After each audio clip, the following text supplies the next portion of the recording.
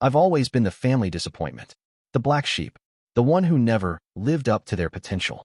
My brother Jake, on the other hand, was the golden child, star athlete, straight A student, and now a successful investment banker with a corner office and a six-figure salary.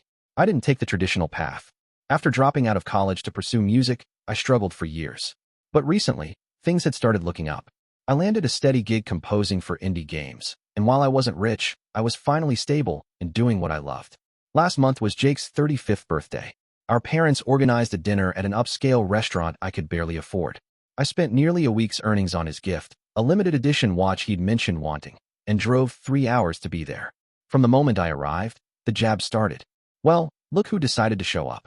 Didn't think you could afford the gas money. Jake laughed, clinking glasses with his investment buddies. I smiled tightly and took my seat at the far end of the table. Our parents barely acknowledged me, too busy fawning over Jake's recent promotion. When the waiter came, Jake ordered the most expensive items on the menu. Put it all on one check, he announced. My treat tonight. Everyone cheered. But when the bill came, Jake patted his pockets theatrically. Damn, forgot my wallet in the car. Mom, Dad, can you cover? I'll pay you back. Our parents immediately reached for their wallets, but I spoke up. I've got it. The table fell silent as I handed my credit card to the waiter. Jake's eyes widened. You? Since when do you have money? Did you finally get a real job? I told you, I'm composing now. For games. Playing video games isn't a career, our father muttered. Jake snorted. What's next? Are you going to tell us you're a professional YouTuber? I tried changing the subject. How's the new house coming along? It's amazing, Jake's wife gushed. The renovation is almost complete. Jake just put in a home theater system that cost more than most people's cars. Speaking of cars, Jake interjected, what are you still driving? That rusty Honda from college. It gets me where I need to go, I said quietly. Jake laughed. You know, I saw a homeless guy yesterday with a newer shopping cart than your car. Everyone at the table chuckled. Even homeless people have more worth than you. Jake continued, shoveling the food I'd just paid for into his mouth. At least they have interesting stories. The entire table erupted in laughter. His friends, our cousins, even our parents, all laughing at Jake's joke. I sat there, the receipt for $1,200 beside my plate, the gift box with the $800 watch still unopened in Jake's pile of presents. I didn't argue. I didn't make a scene. I simply stood up, nodded to everyone, and walked out. That night, as I drove home, I made a decision. Family or not, I was done being everyone's punching bag. What Jake didn't know was that I had recently received an offer that would change everything, and his thoughtless comment at dinner had just made my decision much easier. 2 days after Jake's birthday dinner, I received a call from Martin Reeves, lead developer at Horizon Games. A game I'd composed for had gone viral, and the soundtrack was receiving unexpected attention. Martin offered me a full-time position as their head composer with a salary that made me choke on my coffee when he named the figure. We'd need you to relocate to our Seattle office, Martin explained. We can help with moving expenses. I thought about my apartment, where I'd lived for 6 years, about my few friends in town, and about my family who'd never believed in me. I'll take it, I said. I spent the next 3 weeks quietly preparing for my move. I didn't tell anyone in my family. What was the point? They'd either find a way to belittle my achievement or try to take credit for it somehow. Meanwhile, I was getting calls from music blogs wanting interviews. My Spotify plays had skyrocketed, and royalty checks were rolling in. The game had become a sensation, and players were specifically praising the soundtrack. My name was suddenly everywhere in gaming circles. Then came the call from Jake. Hey, little bro, long time no talk. It's been 3 weeks, Jake. Has it? Time flies when you're successful, I guess. He forced a laugh. Listen, I need a favor.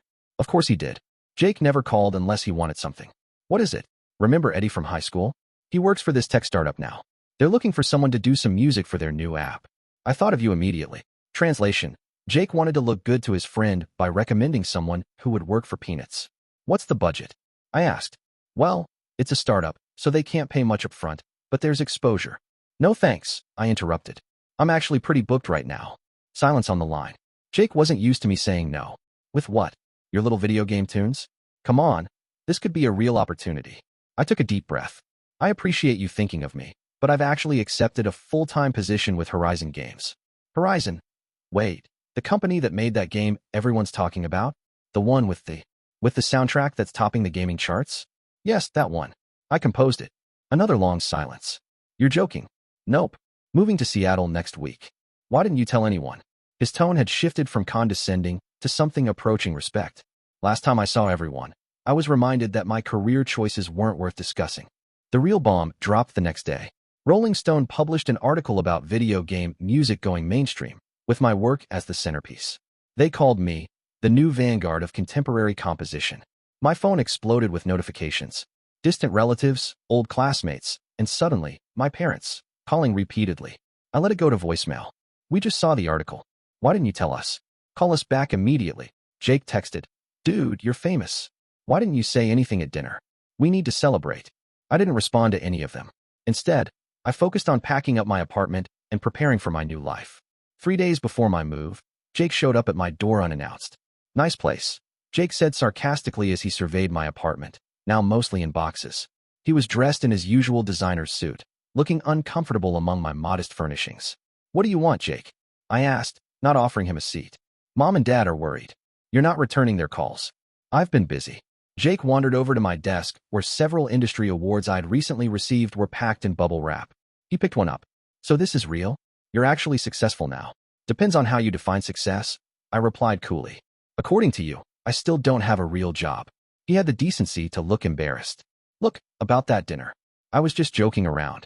Were you? Jake sighed and sat down on a box labeled kitchen. Okay, fine. I was being a jerk. But that's just how we've always been, right? Brothers giving each other a hard time. I shook my head. No, Jake. That's how you've always been to me. There's a difference between teasing and what you do. What's that supposed to mean? It means I've spent my whole life being told I'm worthless by my own family. Even homeless people have more worth than you. Remember that line? While eating food I paid for, Jake flushed. I was drunk. I didn't mean. You meant it. Everyone meant it. And you know what? It's fine. I don't need your approval anymore. Jake stood up, suddenly angry. So what? You get a little taste of success and now you're too good for your family. Mom's been crying for days. Where were her tears when you were all laughing at me? Where was her defense when Dad called my career a waste?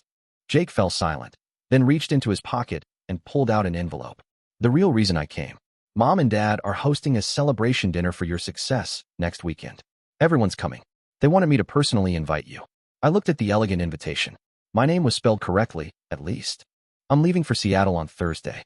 So change your flight. This is important. The family wants to celebrate you. I laughed hollowly.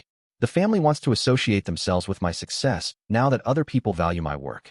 That's different. Don't be like that, Jake said, his voice softening. We're proud of you. Now you're proud. Not when I was struggling. Not when I needed support. We can make it up to you, Jake insisted. Dad's telling all his golf buddies about his composer's son. Mom's joined some online gaming groups to understand your world better. I stared at him, letting the magnitude of what he was saying sink in. All it took was external validation for them to see my worth. There's something else, Jake admitted, looking down. My company's launching a new investment app. We need music for the ads. Our marketing team says your style is exactly what would appeal to younger investors. We'd pay top dollar. And there it was. The real reason for the sudden respect. They needed something from me. I'm sorry, Jake, I said, not feeling sorry at all. I'm contracted exclusively with Horizon now. And as for the dinner, I'll have to pass. Jake's face hardened. So that's it. Years of family bonds thrown away over a few insensitive comments. I walked to the door and opened it. No, Jake. Years of family bonds never properly formed because of a lifetime of insensitive comments. Tell Mom and Dad I'll call them when I'm settled in Seattle. As Jake walked out, he turned back one last time. You know, success can disappear as quickly as it comes. Don't burn bridges you might need to cross again. I smiled. That's the difference between us, Jake. I built my success brick by brick, while you've had everything handed to you. If I lose it all tomorrow, I can build it again. Can you say the same? A month later, Jake's investment firm collapsed amid a financial scandal. Turns out he'd been cutting corners for years to maintain his lavish lifestyle. When he called asking for money to pay his legal fees, I sent him a gift instead, a shopping cart with a card that read, "Even homeless people have more worth than those who build their lives on lies." Petty? Perhaps. But as my therapist says, sometimes the most important part of healing is acknowledging that some bridges are better left burned.